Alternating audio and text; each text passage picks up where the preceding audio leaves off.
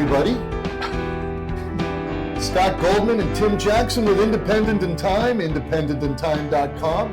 Our very first watch blog together, our very first watch podcast. We got some cool goodies to show you.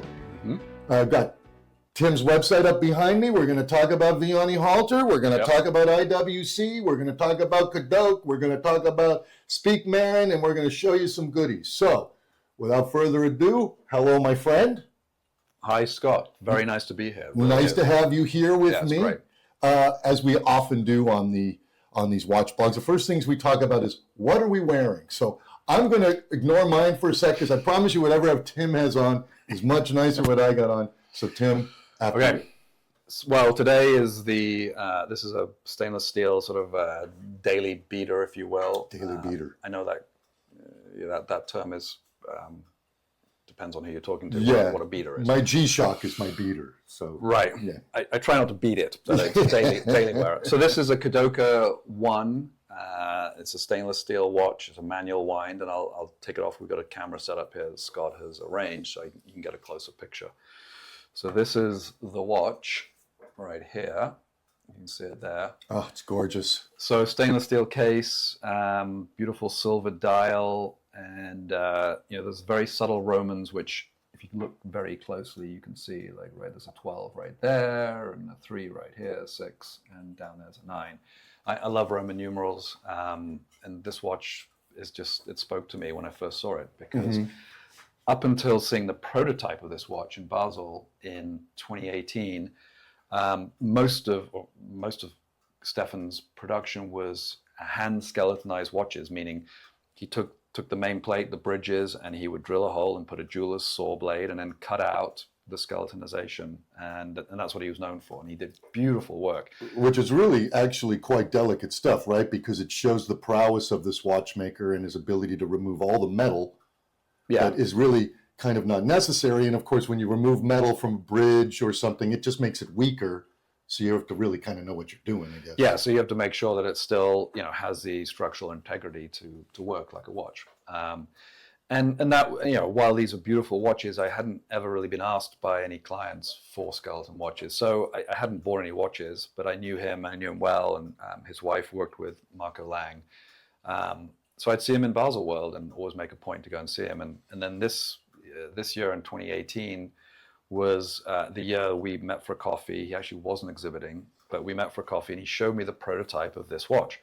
And I was like, wow, that's a great looking watch. That's a watch that I think people would want to buy. So I quickly agreed, and asked him, what can I buy? Do you have these available? He said, sure. I've got, I sold a couple to my retailer in Hong Kong. So you only had the one? Yeah, just one prototype. Distributor. No, I think he was working with a couple of people around the world, but not many. Okay. But a lot of his skeleton watches were going to the Far East because they really appreciated them. And but seeing this watch in a prototype, I was like, I'm in. Let's get some of these watches. And it's only 7 years. Yeah. So the guy has gone from essentially ground floor to penthouse in 7 years. Is my understanding you can't get these watches? No, that's not true. I wouldn't. No, you can get them. They're just, they don't make a ton of them compared to the marketed brands. Sure. Their annual production might be at about 300 watches, but they've got. Are they made to order? The majority of them are made to order to specific retailers and to direct clients who don't have retailers in their area. I keep a small stock of these watches. I own this watch myself. Obviously, that can be shown. I actually have. Full disclosure: everything we're seeing today is from your personal. Yeah, these are all my personal watches. These watches here that they're not for sale. Okay. But I do, I stock a couple of these watches. I actually have the same watch in stock, a brand new one. I also have a K2, which was his second watch. But the other thing about this watch, which is lovely, and I'll just show you because. We go around and look at the back. This is a beautifully finished manual wind movement with a lot of classic elements of fine watchmaking from a long time ago. What a lot of people may know, but many people I don't think know, is that the German tradition or the Saxon tradition, which is where Stefan and his wife Eve are based, that area of Germany, Dresden being the old capital of that area, is very up on the arts and sciences of watchmaking, of scientific discovery, and the rulers of that region were very keen to promote that and support it. So what you have when the watchmaking started back then, I mean, the person everybody knows is Lange, Ferdinand Adolf Lange, and he had the support of the ruler at the time. And what they did was they often used techniques that they borrowed from other places, and they loved the English watchmaking from the period of the early, what would it be, the 18th century. And so the frosting, that type of English frosting, which you see on this watch, that's quite common in German watchmaking. You mean the blaging, I'm talking about this frosting around on the main plates. What I call tremblage for some reason, but you think it's very fine. It's a fine frosting. Tremblage, I mean, there's different words. That's a French word. I'm using the English word because frosting. Well, you're British. Yeah. The other thing that's nice, so this actually is directly... Get out of the way here. Get us out. Go ahead. Yeah, so right here we have this is where the balance is, the balance wheel. And this bridge right here, or actually it's called a balance cock, is hand engraved. And that is almost a direct, it's certainly inspired, and you could say a copy, but it's inspired by old English paired case clocks, pocket watches. And also, I mean, not to be silly, but it seems to me that this is also a Long and Sona tradition. So again, back to the Saxony way of doing things. Yeah. This highly decorated balance cock. Yeah, exactly. The hand engraving, and that was traditionally English way before, and the Germans in Saxony adopted it, and it looks beautiful. It's fantastic, and it's interesting because if you own enough Lange watches, which we know a couple of people who do, you can actually begin to see who actually did the carving on the balance cock. Well, yeah, absolutely. If you go to Lange and you ask them, they know. They can tell by the style of the engraving on the balance cock who actually did it. It's insane because a lot of these people are they're like third and fourth generation artisans. Look at that. It's just so the other thing to point out is Stefan does this by hand. The anglage or the beveling, if you will, so that goes around here. That's all done by hand. It's difficult to see in this camera if it's good enough to capture that. We can see it, but if you hold it at a little bit of an angle, you can see really the depth of it. There you go. Yeah. And I love the snailing of the barrel. Yep. He really did a fantastic job. And again, because I haven't seen a lot of his watches, and look at what number this is that Tim has. Obviously, it's... Well, that was a surprise. I mean, I asked him because as I said, he'd sold 2 of these. Pre-sold them to his Hong Kong retailer, and so I said, any chance I can get an early number? I said, I assume you've sold number 1. He said, well, actually, no, I haven't. And I thought, bingo, sold. Mine. Yeah, I'm not going to let that one go. Yeah, good. Of course, they took number 8, and I think they took 7 or 9 as well. So that's how I ended up with this watch. I'm fortunate. I have relationships with these watchmakers where I'm in the right place at the right time, as I say, and that's how I ended up with this one. Let me just stop you, because if people don't know, this is the guy who brings the independence to us. Doing it for a while. Because I know when you were up north, you had a store with we'll just call them the super band brands, the high ends, the ones that are making 800,000 watches a year. These sorts of the Omegas, the other high-end pieces you were carrying. And then you told me the story. One day you showed up at the Basel Fair and there was this building off to the right and you walked in there and that was the end of it. Well, the beginning. Oh, the beginning of the end. Right. Or the end of the beginning. I don't care however you want to say it, but that palace building just sucked you in. And well, actually, technically, it was before that. It was when I first Which is a hut, right? It's like a... The palace was a hut. So this was when I first came across the Independence would have been in 2001. So second year I was in Basel, and I was running between meetings. And, I actually, out of the corner of my eye, saw for me, one of the sort of the ultimate watches, probably in my top 5 watches of all time, the Vianney Halter Antica Perpetual in rose gold, and it was sitting in a little vitrine window at the AHCI stand, and there was Vianney happened to be standing close by, and as I was dashing between meetings, I caught my eye, I was like, holy shit, I gotta go and look at that. Yeah. And anyway, I digress. But you don't you have to digress. It's a watch podcast, so we always digress. So that was it. I walked over, I looked in the window, and I'd only seen a picture of this in probably WatchTime magazine, the image of that watch, and I was like, can I see that watch? And Vianney back then, as he, his English wasn't great. He's a native French speaker from Paris. And he said, a bit of course, and he digs out the watch, and he hands it to me, and I'm looking at this watch, and I'm thinking, oh my God, I'm holding this incredible watch. Knowing what I know now, I didn't appreciate it to the extent that I absolutely do now. I just looked at it and thought, that's crazy. It's got 4 different dials, and wow. And then I said, well, thanks very much, handed it back to him, and dashed off to the meeting. And that stuck in my mind, and it went from there. I love this because what happened was a little seed got planted, and you weren't even aware of it, and somewhere your brain and your heart watered it, and you probably stayed up all night thinking about what you'd seen. Yeah, I was, Baselworld was it was just overdose of watches. It was insane, and I had back meetings with these major brands that we carried, and it was sort of IWC, Blancpain, Glasuit, Vacheron, blah blah.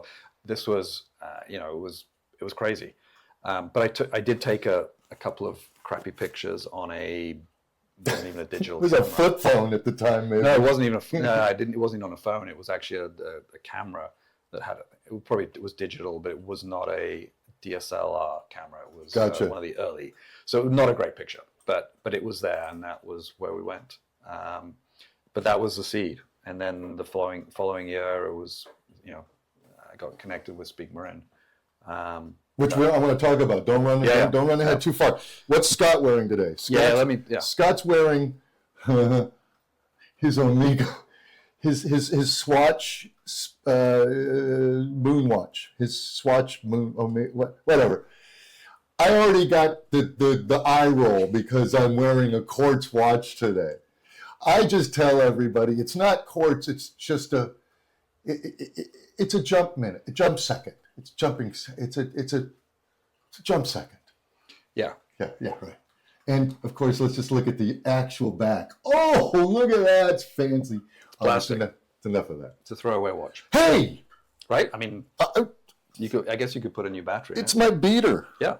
That's a true beater. Yep.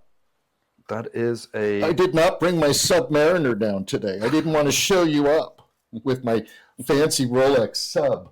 Okay, so we got lots of watches to talk about today. Tim brought some goodies. Yep. Let me just bring up a little history for us on this first guy we're going to talk about. We'll talk about, let's do Speak first. Let's do Peter first.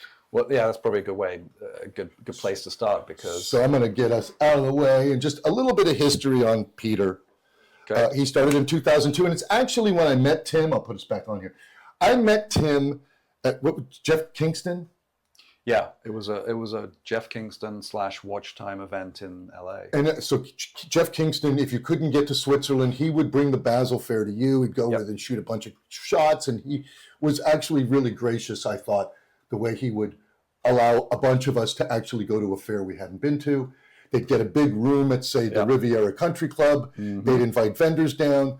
Tim was one of Peter's champions, and my father and I walked up to the table, and my father was floored. And I think you had 2 watches. So take it away from there. We'll just, I'll take him off, and we'll just talk a little bit about him. So that's Peter. Peter Speak, as he is. I came across Peter, or rather his watch, not him, almost certainly on the Purists. Yeah, it would have been the Purist website. So on Purist Pro. What's it now? Yeah, WatchProSite.com, right? This was in the early days, long before social media and long before majority of these guys had any even websites, although Peter did have a website.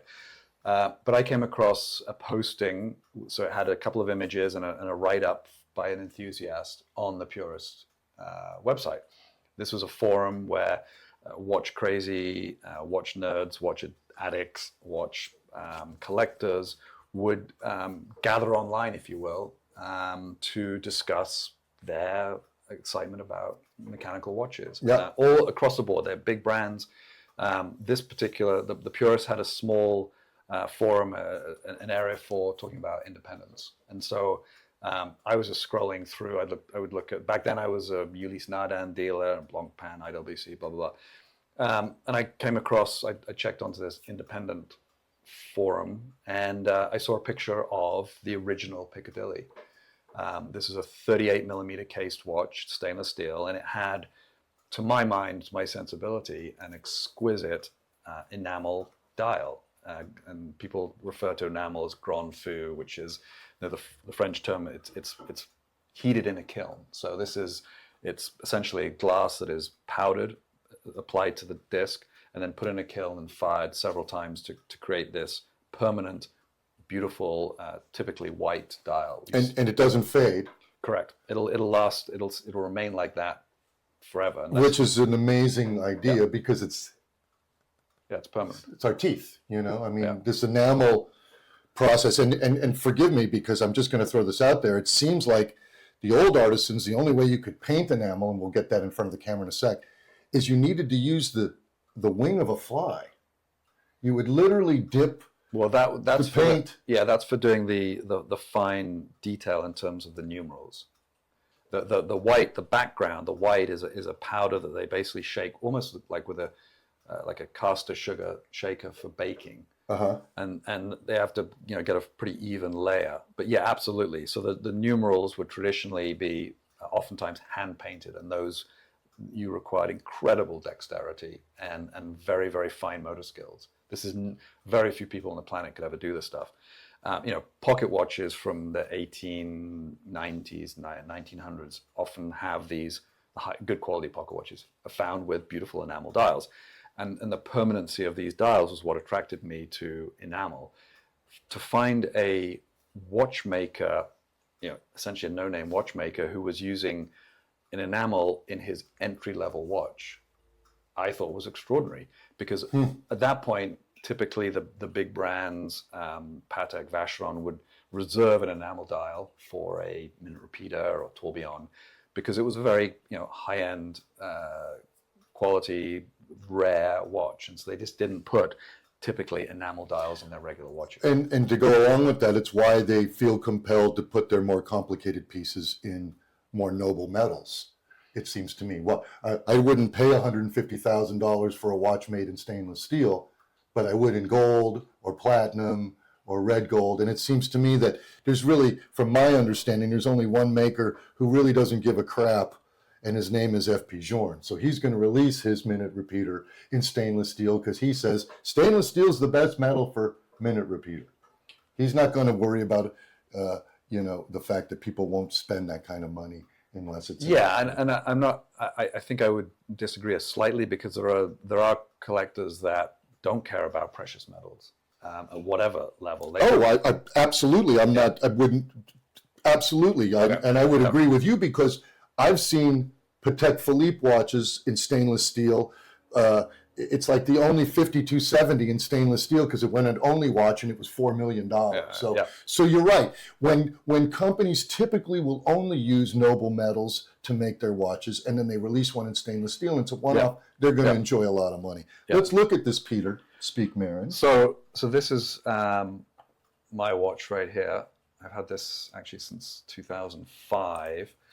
And so this is the dial I'm talking about. So this is an enamel or grand feu enamel dial. So it's white with these wonderful elongated Roman numerals.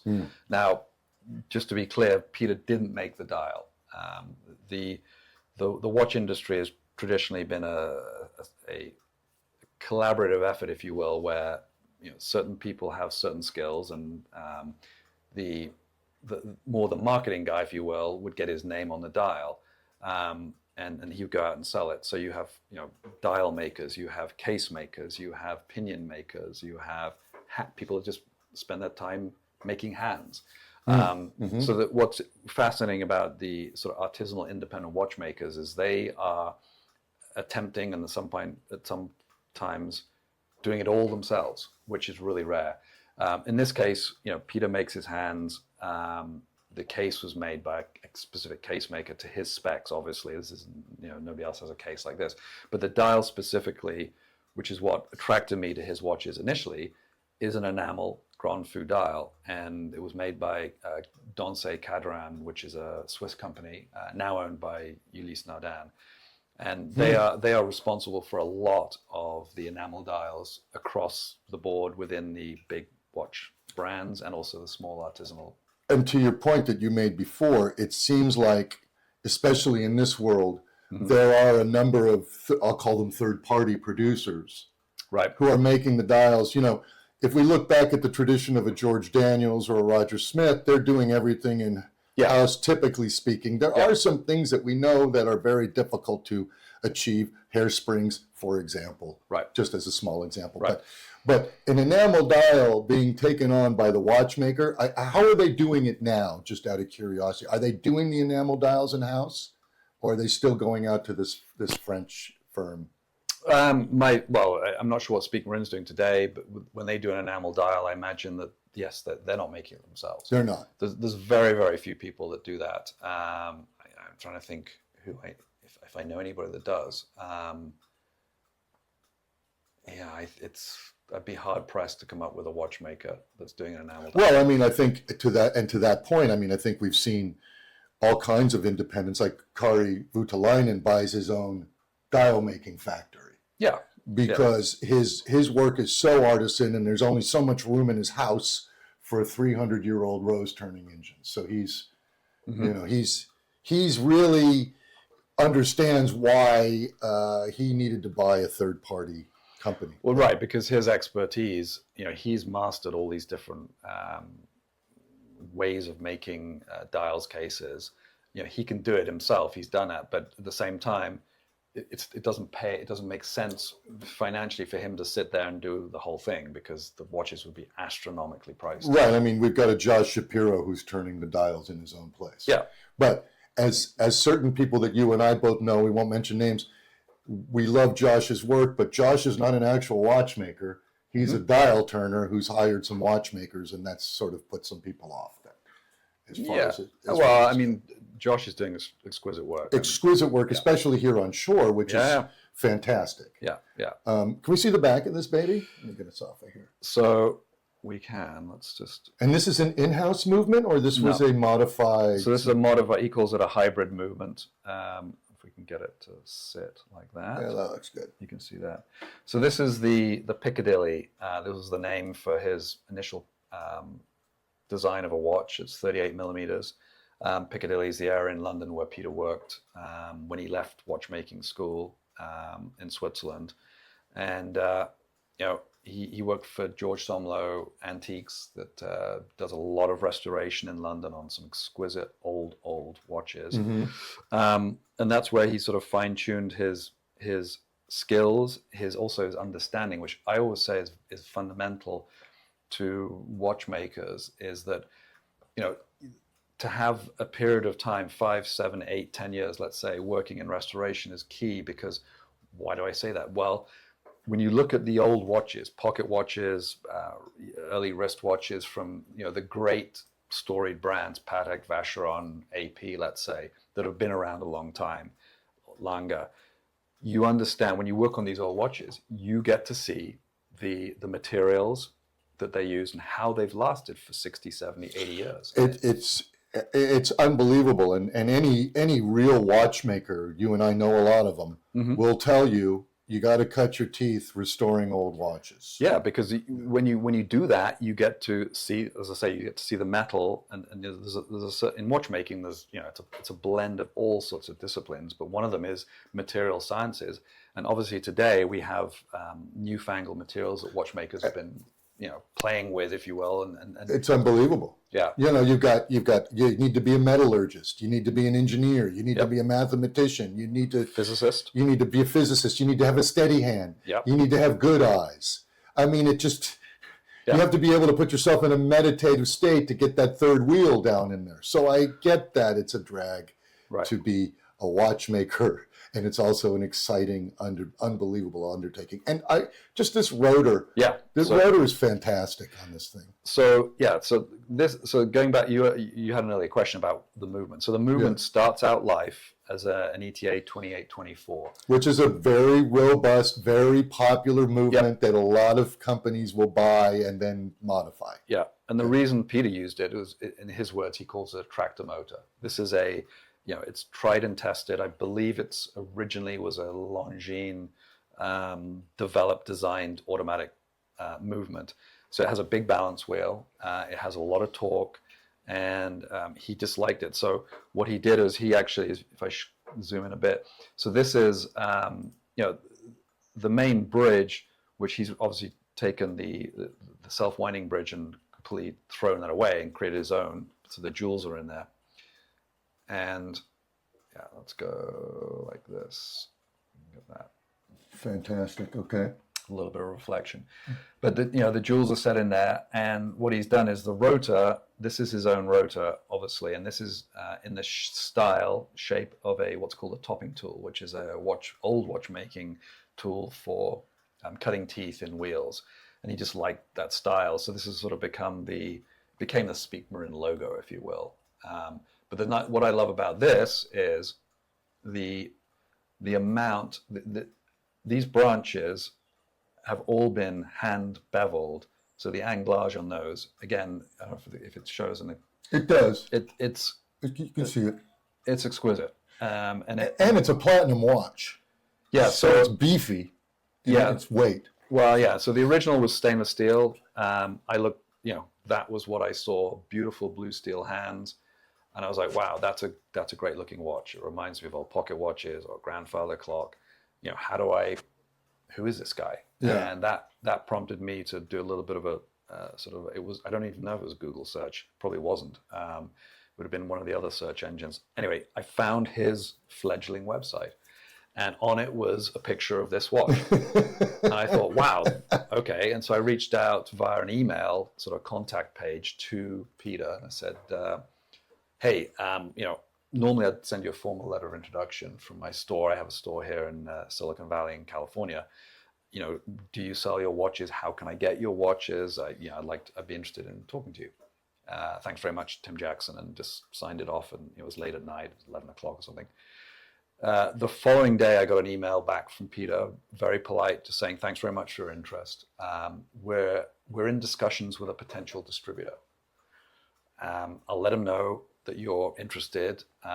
Thanks very much. Peter Speak Marin. Boom, that was it. And I was like, okay, fair enough. Sort of forgot about it and dashed off. This was in October.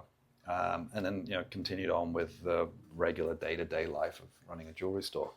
You just moved on. Well, yeah, I just thought, okay, if the distributor is going to, he's notified now that I'm interested, ideally he'll reach out. Two things that are funny about that now. The reality is that he was probably making 25 to 30 watches a year, maybe, back then. So a distributor didn't make any sense in the bigger picture. But, that he was just getting going, and I think he'd been given some advice that that's probably what you have to have for the US market. Anyway, fast forward till December, busy Saturday afternoon, and the phone rings, and somebody says, hey, Daniela Speak Marin's on the phone. And I was like, oh yeah, that must be Peter's, better half or something. And so I was like, okay, grab the phone. And she said, this is Daniela. We've done some research. We've heard good things about your shop, and we'd like to meet you. Do you go to Basel? So this was in 2002. And I said, yeah, absolutely. I've been there the last couple of years, and I'll be going. It's great. She says, great. Well, Peter and I'd like to meet you. So we set up, loosely set up a meeting, agreed to meet. And so the following March, when Basel World occurred, I went in between the crazy meetings of the big brands to go and meet Peter and Daniela. And that was where I ordered the first 5 watches. And it went from there. What's funny is before I signed the purchase agreement, I looked at Peter and said, what happens if I can't sell any of these watches? With the big brands, you get time to pay for them, terms. They will, if you can't sell a particular watch model, they'll exchange it back. And this was essentially a no-name guy. Nobody ever heard of him, or very few had. And so I just wanted to have that question. Also, in fact, because we were paying up front for the watches, it was a big commitment. It was some in the region of $50,000. Oh, okay. So I just wanted to have that conversation up front, not after the fact. Sure. So he said, fair enough, fair question. He said, I've actually sold 3 watches into the Northern California region to collectors who found me online. Don't know how they found me, but they did. He said, so I'm pretty sure you will have a potentially good market there. And I was thinking, it's Silicon Valley, people are pretty forward-looking. So Now you have a few bucks too in Silicon Valley. So. Yeah. So I said, he said, but fair enough. He said, here's what I'll do. He said, if any of these models don't sell, absolutely, I will. We'll exchange it. I'll give you a model that you can sell. Oh, okay. So I said, fine, fair enough. Signed the purchase order and dashed off to the next meeting. So that was March. The watches, they were there. 3 of the watches that I saw were there. They just weren't finished to the level that he was comfortable with, and he had to make 2 other watches for the order. There were 3 gold serial number 1 watches. He's actually, now knowing Peter, he's quite a clever marketing guy in a way that he had some exciting watches for a collector to have, serial number 1. So the watches were put together when the order was ready. Was August that year, and I knew from FedEx when the watches were going to show up. I was tracking them, and I guess I'd done a good enough job with my collector clients to say, hey, I met this real living watchmaker. I've ordered some watches, you might like them. So they were intrigued enough, and so I had 5 guys sitting in a shop when the FedEx box arrived, and they were like sitting there waiting and excited, and I was excited. So I took the big box in the back, opened it just to make sure the watches were okay, and they were what I thought they were. One of them was a red gold, like this watch, but red gold case. I looked at that, serial number 1, that's going in the safe. I'll never get a chance to get another serial number 1. And so I walked out with 4 watches, 2 gold watches, 2 steel watches. And it was like, I wouldn't say a feeding frenzy. This is a bit more civilized than that. But it was 2 hours. I've seen some of your clients. I don't think it was that civilized. It was 2 hours of watch appreciation, and at the end of that, 3 of the watches were sold.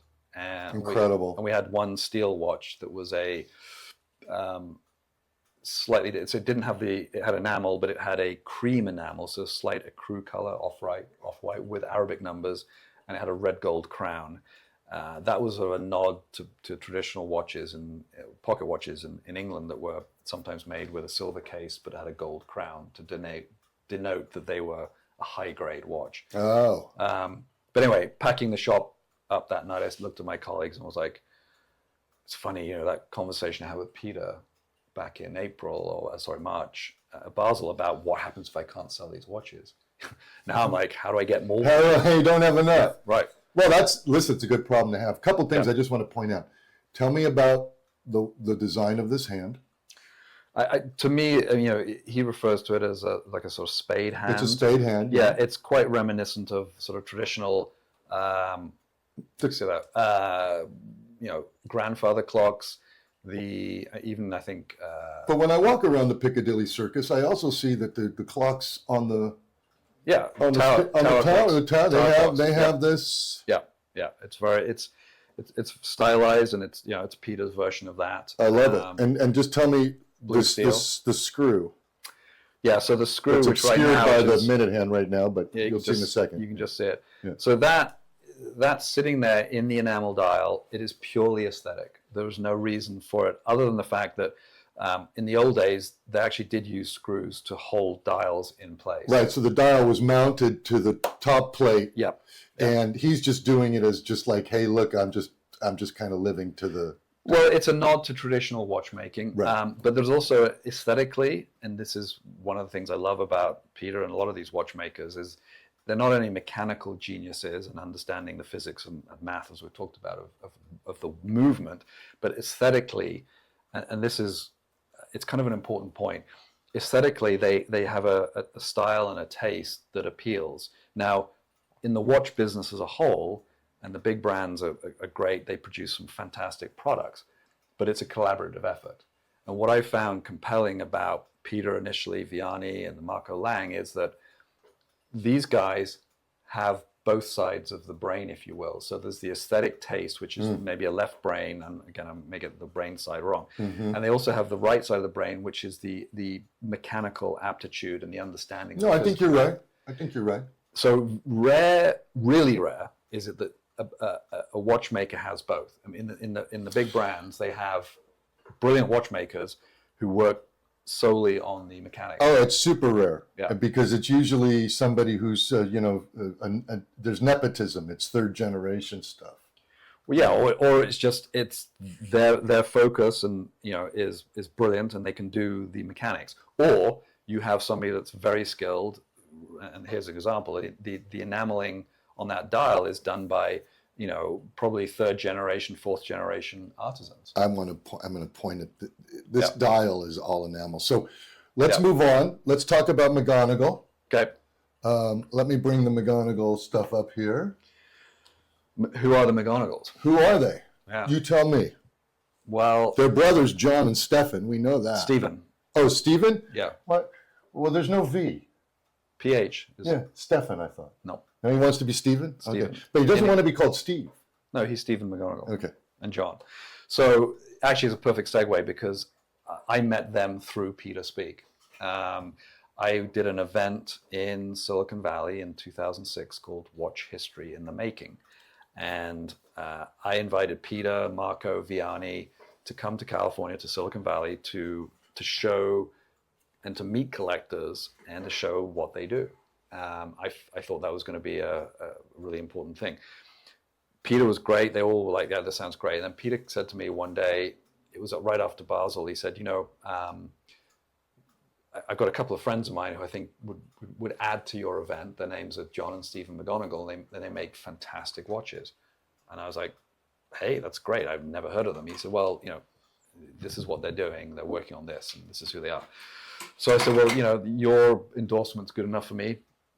Please give me their contact information. I'll send them an invite. I'd love to have them. The more the merrier. It'd be great. And so I did. They both said, yeah, we'd love to come.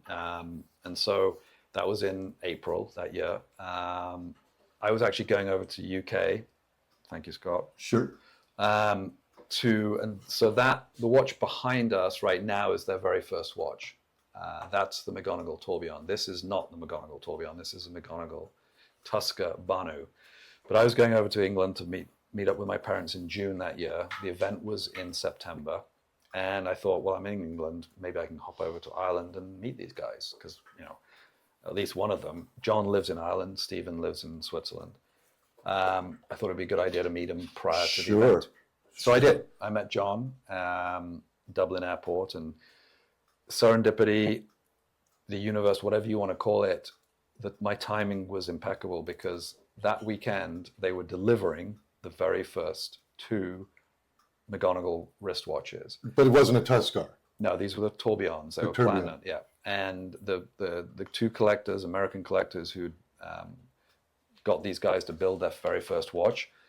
One of them, Tom, was there to pick up his watch and ostensibly to take the other one back to Florida to the other collector. When you say they were there to work on the watches, what does that mean? They were there to collect the watches that they had? Yeah, so they were doing a watchmaking tour in Switzerland several years before. And I believe they were at Renault and Papy, which is where a lot of these great watchmakers... And I want you to expand on that, because I don't think a lot of people know what Renault Papy is. It's sort of the skunk works for Audemars Piguet, but... It is now, yeah. It is now, but it was also... they were specialists who, did the impossible, if you will. Everything they did. They've done Vianney Halter's... I thought they did that space watch for him. No. What am I thinking? No, they've done a lot of stuff. They've done a lot of the Richard Mille stuff. Yeah. Okay. Yeah. But so John was working there, and John's specialty was tourbillons and minute repeaters, and that's what they do for a lot of the big brands. Okay. Similar to back then, Christophe Claret, who was sort of behind the scenes doing minute repeaters, tourbillons, automatons for brands like Ulysse Nardin. And I mean, the guy's got pinball machines inside of his watches. Yeah, you know? Crazy stuff. Yeah. So Concepto does that crazy stuff too, for Jacob & Co. Yeah, they do some stuff. They do some crazy roulette wheels inside of watches. So yeah. But so John was there. He was the English speaker on staff, if you will. So he was giving the American collectors a tour of the factory. And as the story goes, Tom and Rudy pulled him aside and said, "Have you ever thought about making a watch, John?" And he's like, "Well, I have, but it's a lot of money to develop your own watch." And so they were like, "Okay, well, I think we can help you in that area. We can help. We can front you some funds. But if you'd make us a watch, we'd be interested." And so that's how the McGonigal watch brand was born. And back then it was John and Stephen. It's no longer. They've separated. Stephen runs McGonigal watches now. Which I just want to say, it happens so often. Mm-hmm. So many of the guys that we know have sold their souls to the devil and can't even use their own names anymore. Right. Fortunately, that didn't happen here. They just had a. I'm just going to bring this closer because I want people to see this bridge here.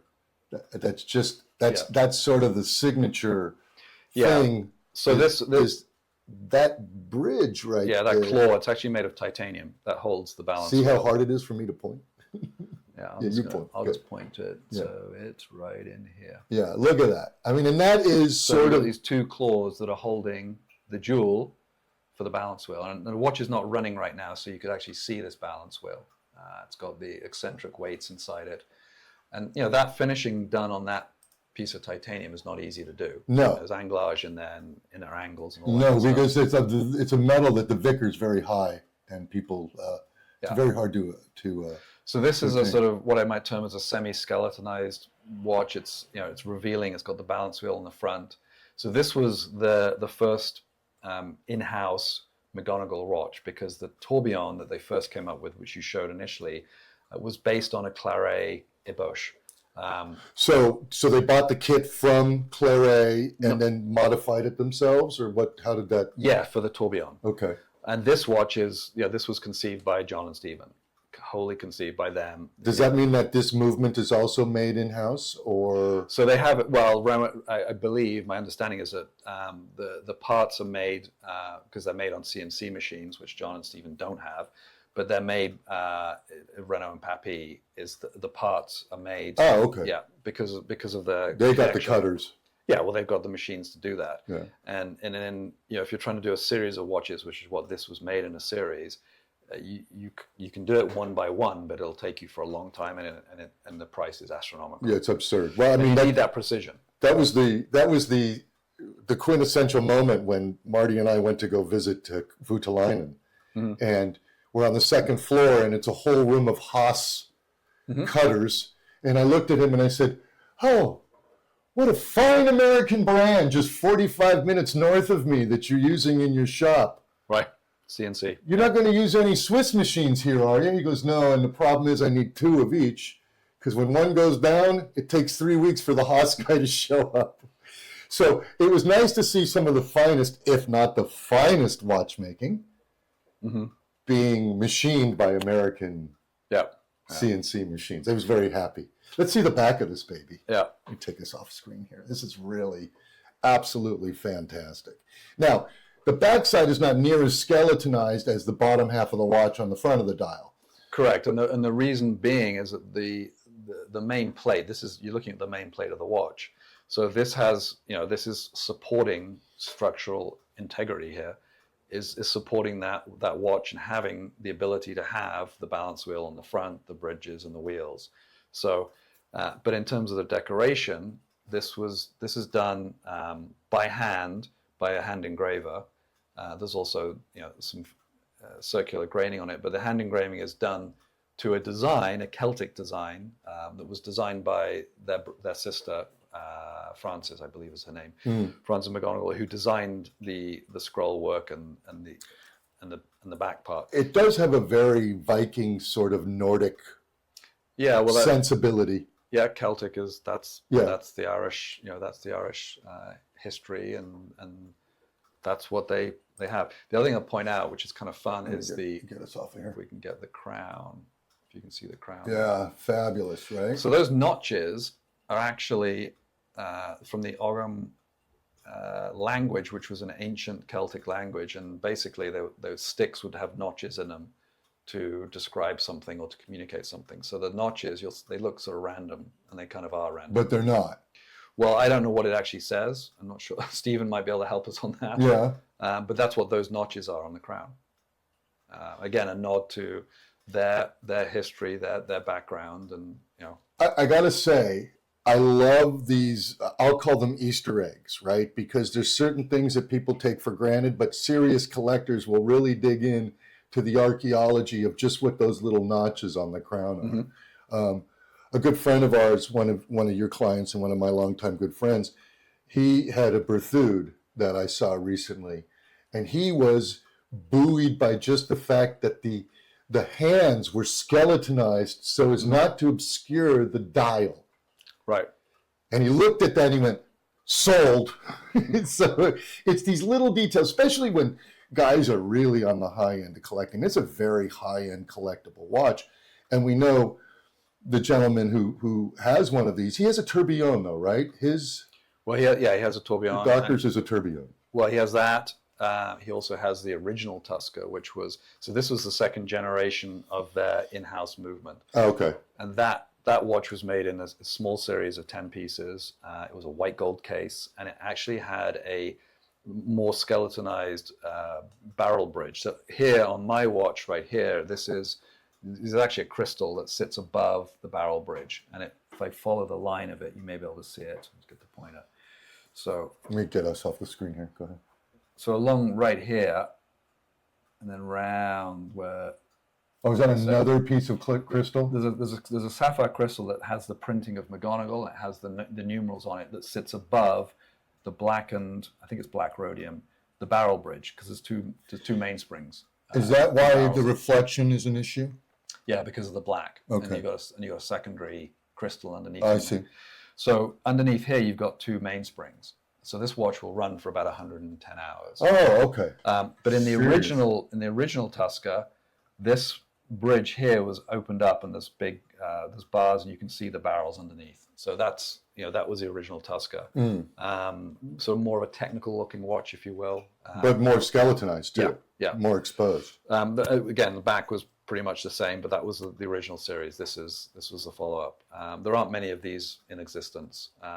There you can actually see the balance wheel. No, and I love the detailing underneath the oscillator there. You got perlage. The perlage right underneath. Yeah, I mean that. And I really am digging now that I'm seeing it. The small seconds at 8 is so friggin' cool because look what they did. They cut it down so that. Yeah, it's a semicircle. Yes, So there's two lengths. So the second hand has two lengths. One half is the short, the inner side, and the other side is long for the And the fourth wheel is exposed, which is also so cool. So let's do this. Let's actually give it a little turn. Yeah, let's have a run. So you can actually see. I hold it right. Oh my God, it's just fantastic, isn't it? Let's just get out of the way here. So it's really great. So there you got the second hand. So right now you've got the long side of the second hand, if you will, that's running around the outside arc. So you can, time to seconds. So how much different is the tourbillon? Essentially the same. It's just a cage in here. Not at all. Very different. Completely different construction. Okay. It's a different movement. This movement, there's nothing that was in this movement that's been in anywhere other watch other than the first series. Okay. The tourbillon is wholly different from this. And on from here, Stephen has now developed his next series of watches called the Ogma, which is a slightly different looking watch. Again, it has the beautiful, the claw holding the balance wheel, and that's where he's gone with that. So this is one of the crown jewels in my collection. Oh, I feel very fortunate to have this. It's fantastic. And it's just and it's such a rare bird, Tim. I mean, you never see this, and when you do, it's instantly recognizable. So yeah, it gets, I go to watch events and yeah, I'm sure. Well, our friend wears his when we all get together and people are like oogling on. Yeah. Let's look at Vianney. I'm just going to bring Vianney up on the screen here. Yeah, so that's the Antica Perpetual. And that's the watch. This is the one you saw. Well, yeah, actually, interestingly enough, so this is probably platinum with the rose gold dials. So I saw it in an inverse version of that. So the case was red gold and the dials were platinum, if that makes sense. Yep. But it was that watch, and I was like, holy shit. Well, I mean, but I want people to understand what they're looking at. They're looking at a perpetual calendar. Right. Now, which is a mind screw, really. Well, and traditional perpetual calendars have a single dial typically, and then they have for the time, and then they may have some other indicators on that dial. And what Vianney did, together with Barnes, who was the original co-designer of this watch, was to separate out each of the indications. So top right, you've got the time clearly. Yeah. Top left, you've got the day of the week. Bottom left, you've got the month going around the outside, and then on the inner part of that, you've got the 4-year cycle of years, so the leap year, first, second, third. And what you can't see in this picture is that little porthole down to the right, because it's obscured. It's almost like a tube. I don't know. Yeah, you won't even be able to scroll in. I've got pictures of it, but back there, down at the bottom, is a date. And the date disc, if you will, is at the back of the movement, so it's quite deep. Hence, you've got this tube. So if you look straight on. But is this a magnifying? Nope. Just a tube? So if you look straight down the hole, you get the actual day of the month. No, date. Yeah, the day of the month. Yep. Yeah. The right. date. So when you look down, it's what's the watch says? It's I guess it's Saturday. What do we got? We got Saturday. October. October. Yeah. And then we can't see what's on there, but maybe the 15th. Yeah. Okay. So that's obscured in this photograph, but it's there. Is it very visible? Yeah. If you look at it straight on, you can read it, no problem. So the other question I have about this watch is if you set it down and you stop letting it run for a while, are you screwed, or do you have pushers to move things around? No, there are pushers around the outside of the case to fulfill the quick change. Quick set. Yeah. Okay. And it has to be done in the correct order, otherwise you can damage. And you don't want to turn a watch backwards of this nature either. You'll break it most likely, unless it's made by Jaja LeCoultre, and then they'll figure it out. But yeah, Ulysse Nardin does a. They do a backwards thing. Yeah, they did the first perpetual. Well, because they stole it from JLC. No. I had to say it. I did not. I had to say it. Okay, so let's see what we got here. So you tell us about this one. So that perpetual calendar was it for me, the first watch. This watch, this is called the Vianney Halter Classic, and this is the original time-only sort of simple watch that he came up with. I believe he designed this watch in around 2000, somewhere in that region, 2000, 2001. And it's, it has the same style. You can see the same sort of porthole style. It's, Jules Verne-esque. It's yeah, and that's the other thing, is it very Mariner. It strikes me as a mariner's watch for some reason. Right. I mean, very inspired by these rivets around the bezel, and there's rivets on the end of the lugs. There's rivets on the clasp. Yeah, I mean, the guy read a lot of Jules Verne. It seems to me. Yeah. It's steampunk. It's it's 20,000 Leagues Under the Sea. It's all that stuff. Yeah. But the detail work in Vianney's cases, and the Antica Perpetual to me is the ultimate test or ultimate example of that. This is a more simplified version, but still there's an inordinate amount of work that goes into making this. And I just want to talk about DNA real quick. I just wanted to point out, notice at the top and the bottom of the watch are these, I don't know what you call them, but they're here as well, these scallops. So the lug is attached to the case, so it's a separate element, if you will. And it's a regular spring bar inside of here, and then that sort of half moon holds the strap in place. It gives it some strength. That's on the Antica Perpetual as well. But just that crown alone, those rivets are placed on the tube from the inside rose gold, and then the separate center section, which is white gold, if you can see it back here, is then threaded through to hold those rivets. Wow, that's a lot of work right there. So Vianney's also got a lot of metallurgy behind him. It seems to me. He's off the chain, and then he's the whole package. And then look at the dial. So those numerals, they're actually hand engraved into the metal and then filled in with a black lacquer. Which is interesting to me because you've chosen a watch with Arabic numbers, and I know you're a Roman numeral guy. Right. Well, he didn't do this in Romans. No, and he didn't do it here. He didn't do it on. He didn't do it on the perpetual either. So is this a typical thing of Vianney's to stay away from Romans? Yeah, that's his style. That's his signature. So if you're one of his watches, you get what you get. You know. Well, we have to talk about DNA. I mean, again those half moons at the top and the 12 and 6. Those are very, very important to his. And let's look at the back. And now there's something very special about Vianney's winder too, which if you can see, Tim is moving the watch back and forth, and the winder is actually around the perimeter of the movement. I think he calls it a mystery winder, doesn't he? Is it mystery rotor? Mystery rotor. Yeah. So notice that as Tim is twisting the watch back and forth, the rotor around the perimeter of the watch is turning. So that's typical. It's not typical of a watch with an automatic winder. The rotor usually covers the movement. Correct. But he wanted to show off the movement. And he's got these nice Geneva striping decorations. So you go ahead. You take it. Yeah. So, I mean, what you have, and he actually patented this in the Antica Perpetual, because the Antica Perpetual has the same mystery rotor. This rotor is patented. Yeah. So he patented it. Now, what it is, so it appears to be a peripheral rotor. So there are a couple other brands that have done peripheral rotors over the years. Who comes to mind? Buchera did one. Perret comes to mind. Yeah, they've done some funny. Vacheron recently. Vacheron, yeah. But that's different, because what you have here, and it's difficult to see, almost impossible to see, is that the outside disc, if you will, is actually connected by a piece of another sapphire crystal disc that sits between it and the center. So right now, the rotor is attached to that center pin. But it's clear sapphire. And because it has the same refractive index as the sapphire, it's a mystery. You can't see it. Yeah. So it's a kind of a Jaeger-LeCoultre throwback to the mystery dial. Yeah, but it's not, it's not a peripheral rotor.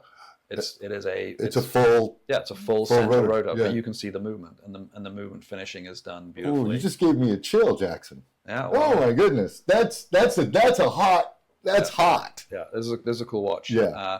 250 of these were ever made. What number? I think it's 115, 113. Yeah, and so in the rose gold case, there's 115. These are numbers I've gotten from Vianney. The most rare version of this watch actually is yellow gold. There are only 34 of those made in yellow gold. And in platinum? None in platinum, to my knowledge. Mm-hmm. White gold was the other case. So you got a white gold case with the same white dial, silver dial. You also had a white gold with a rose gold dial, which is sort of the inverse of this, which is I think is lovely.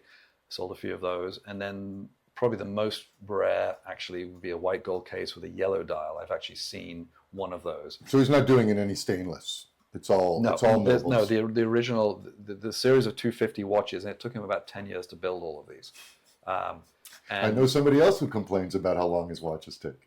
Right. The very first watch I sold was, I think, in 2003 to a collector in Silicon Valley, and he bought this model, if you will, same setup, and then a couple of years later he said, I think I'd like to have the inverse. I'd like to have a white gold one with a red dial. So he has had two of them. But this is the Vianney Halter Classic. He subsequently has made a time-only steel and titanium watch, but it's a different watch. It's a different movement. The movement was developed by a good friend of his, Andreas Strehler, who's a genius watchmaker. He's a constructor. He is, again, another one of these guys behind the scenes that's done work for a lot of people. It's a name really nobody knows unless you're in the know. Those who know. But Professor Strehler is just on another level. I mean, he is. And one day we'll do another show. We'll talk about him. Yep. But what a impressive guy. and everything's got this sort of butterfly DNA about it. But let's not digress. Let's stay on point because we're coming up on an hour, so we got one more watch to talk about. Time flies when you're having fun. Yeah, well, this is hopefully it's of interest. You're awesome. So I'm going to talk about a watch here, International Watch Company. This is a beautiful watch that Tim has here. Basically, I just want to say a little bit about this company. This company was actually founded by an American, which a lot of people don't realize. Florentine Ariosto Jones, F.A. Jones. And real quick, he wanted to start a watch company after World War I, but there were no watchmakers here. Mm-hmm. So he went to Switzerland, found a town with a big river, talked some guy into putting up a big wheel so that they could make power.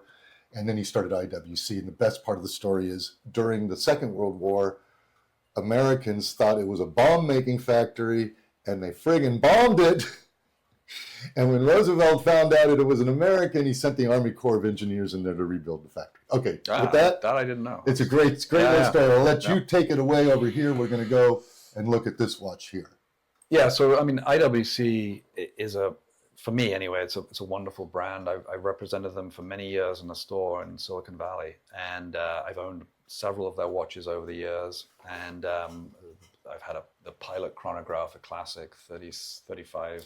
37. Let me jump in. The company is actually, their DNA is based on Pilot watches. Yep. And a lot of people will look at that and say, wow, that crown is so big, and they'll ask why. And if you think about it, the original airmen had these huge gloves on, and that was the only way they could wind it. So But this is a dress watch, a little departure from it. Yeah, so this is a piece that I just love.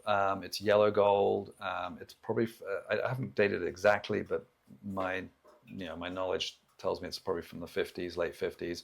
But what I love about it is, it's got a clean original silver dial. It's got the the battens which are beautifully polished. The hands are original. The dial is, pretty remarkable. It's remained in really good condition. Yeah, it's fantastic for a watch that's 50, 60 years old. Yeah, almost coming on 70. I guess. 60 years old. But anyway, but check this out. What got me are these lugs. Those are what we call those teardrops.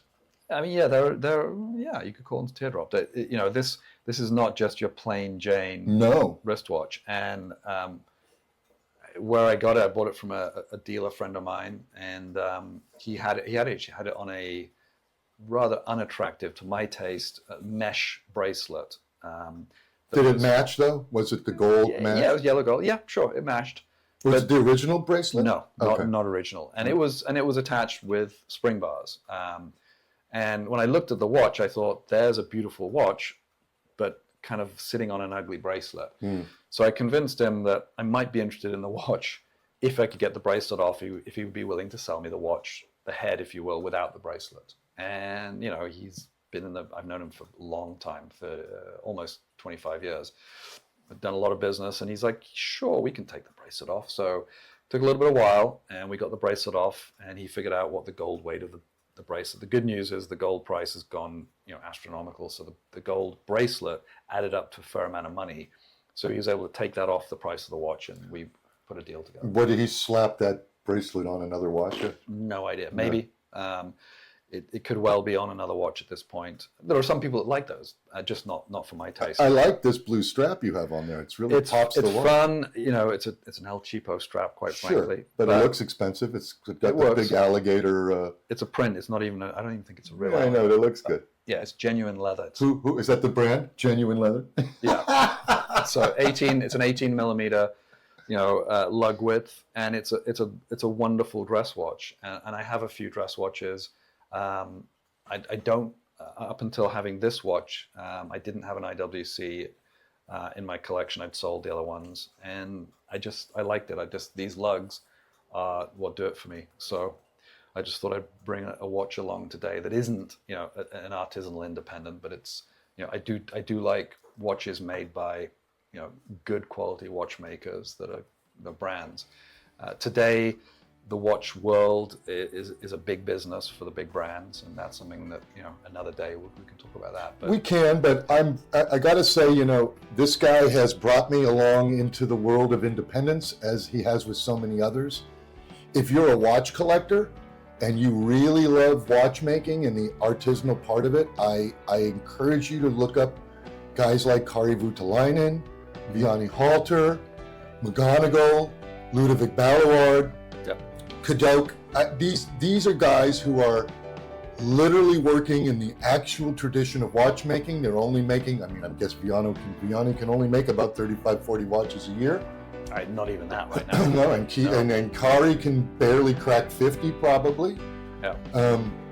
But these guys who are doing the high-end work, you know, you can look at a company like Grubel Forzi and you can see they've got 19 employees who are third generation artisan. Mm-hmm. And that's what's going on. You know, you look at a watch like this and the enamel dial work on here, you can see that the dial hasn't faded. Right. And that's a watch that's probably 120 years old. At least. 130 years old. At least. And it probably keeps perfect time. Yeah. So, anything you want to add before we wrap it up? I think we've done a lot of talking, so. Give me a bump. Scott, thank you. It's an absolute pleasure. Thank you. Tim Jackson, independentintime.com.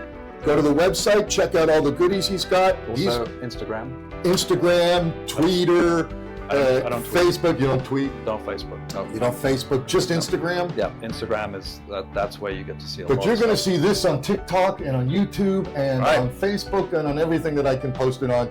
Tim Jackson, a pleasure. Scott, thank you. Really. Thank you, guys. Yeah. We'll see you next time. Cheers.